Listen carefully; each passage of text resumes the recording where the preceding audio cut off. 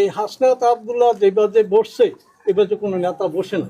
ব্যাপার হলো আমরা জাতীয় পার্টিকে দেখছি, আওয়ামী লীগকে দেখছি, হ্যাঁ, তারপরে কি বিএনপিকেও দেখছি। যদি এনসিপি যদি এই উদ্যোগ না নিয়ে যদি এই হাসিনারে না নামাইতো তাহলে ইহ কালো আর নামাইতে পারতো না, কারণ সে 41 পর্যন্ত ঘোষণা দিচ্ছে। এবং এইটা আমরা যাওয়ার পরে সে ইন্ডিয়ান লুক দেখানো হলো সারা দেশে, বাঙালির কোনো পাত্তাও দেখে না, কারণ আমরা ঢাকা সিটিতে থাকি, আমরা জানি তার পরিকল্পনা কি।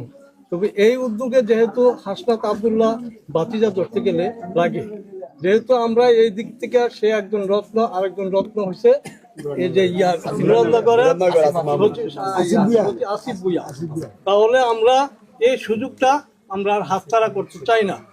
আমরা প্রাণ দিয়া, জীবন দিয়া, সব দিয়ে করছি না, বহু লোকের জন্য করছি, কিন্তু আমরা কোনো কিছু পাই না। যেহেতু এই হাসনাত আব্দুল্লাহ যেভাবে বসছে এভাবে কোনো নেতা বসে না। সে মাটির মানুষের নেতা, সে আমাদের প্রাণ প্রিয় নেতা।